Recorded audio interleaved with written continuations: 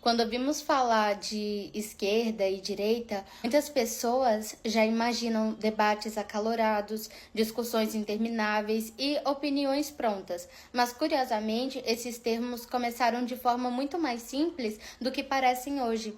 Eles surgiram na época da Revolução Francesa, quando representantes se sentavam à esquerda ou à direita de uma assembleia, dependendo de suas ideias e mudanças sociais.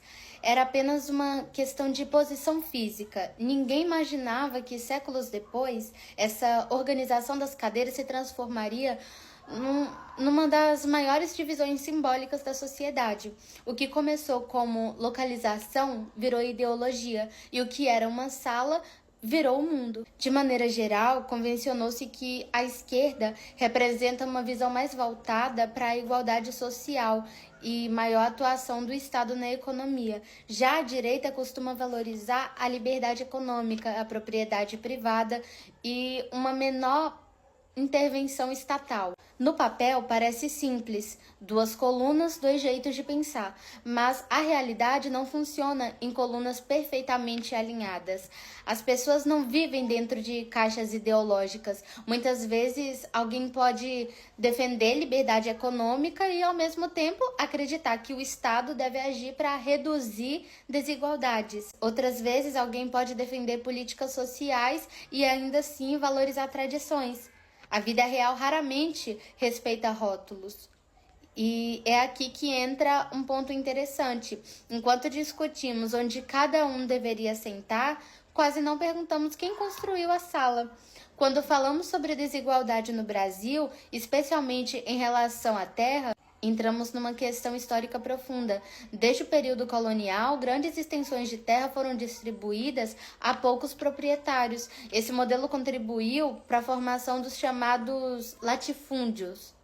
Segundo dados do Instituto Brasileiro de Estatísticas, que é o IBGE, ainda hoje existe concentração significativa de terras no país. Isso significa que uma pequena parcela da população possui grandes áreas, enquanto muitos possuem pouco ou nada. O termo latifundiário costuma ser pesado, quase como se viesse acompanhado de um vilão de novela. Mas na prática, ele apenas descreve alguém que possui grande extensão de terra. E aqui vale uma reflexão importante. Nem todo latifundiário acorda planejando perpetuar desigualdades históricas. Muitas vezes essa pessoa apenas nasceu dentro de uma estrutura que já existia. Da mesma forma, quem nasce em situação de vulnerabilidade não escolheu começar ali. Ambos os lados são, em grande parte, herdeiros de processos históricos muito anteriores às suas próprias decisões. E então surge a palavra indiferença. A indiferença social não é necessariamente sinônimo de crueldade. Às vezes é sinônimo de distância. É difícil sentir o peso de algo que nunca esteve sobre seus ombros. Quando alguém cresce com acesso garantido à educação, saúde, oportunidades, pode não perceber o quanto isso é privilégio. Não por maldade, mas por normalidade. O conforto tende a ser silencioso. Ele não avisa que é privilégio, ele se apresenta como rotina. Por outro lado, quem sempre enfrentou dificuldade pode enxergar qualquer vantagem como injustiça automática. A dor também molda percepções. O curioso é que muitas vezes, enquanto se discute qual ideologia resolveria melhor o problema, pouco se fala sobre consciência individual. É mais fácil apontar para a esquerda ou para a direita do que perguntar qual é minha responsabilidade dentro da realidade em que eu vivo. Porque a verdade é que sistemas são compostos por pessoas. Estruturas históricas continuam existindo porque são mantidas, às vezes ativamente, às vezes apenas pela falta de questionamento.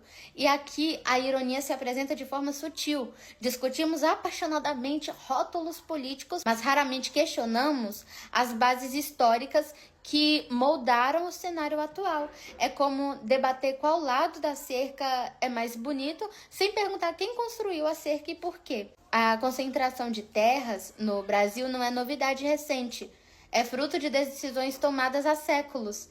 E, embora políticas públicas possam influenciar mudanças, a transformação social também depende de consciência, informação e diálogo. Talvez o ponto central não seja escolher entre esquerda e direita, talvez seja entender que ambas surgiram como tentativas de responder a problemas sociais reais. O desafio está em evitar que esses conceitos se tornem apenas bandeiras vazias ou rótulos usados para simplificar debates complexos. Quando analisamos a questão dos latifundiários e das desigualdades fundiárias, precisamos separar três coisas: estrutura histórica, responsabilidade coletiva e responsabilidade individual. A estrutura histórica explica como chegamos até aqui.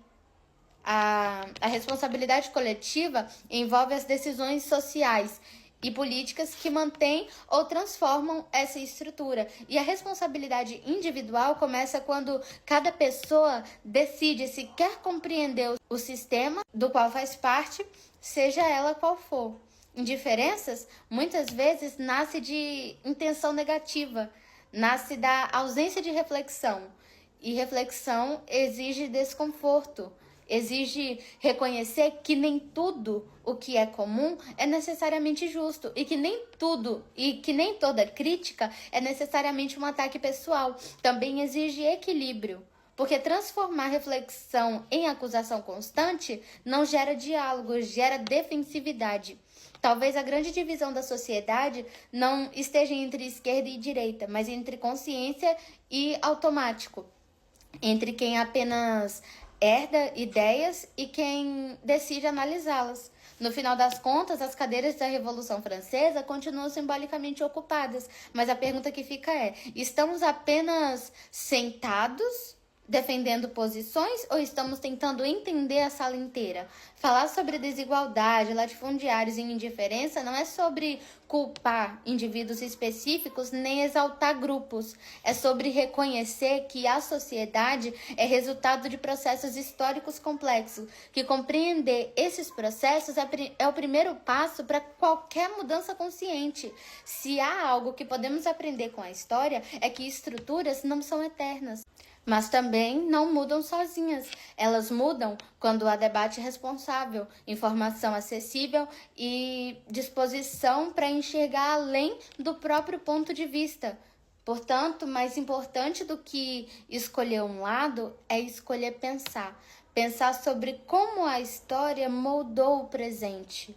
Pensar sobre como nossas ações, mesmo pequenas, contribuem para manter ou transformar realidade. Pensar sobre como o diálogo pode substituir o rótulo.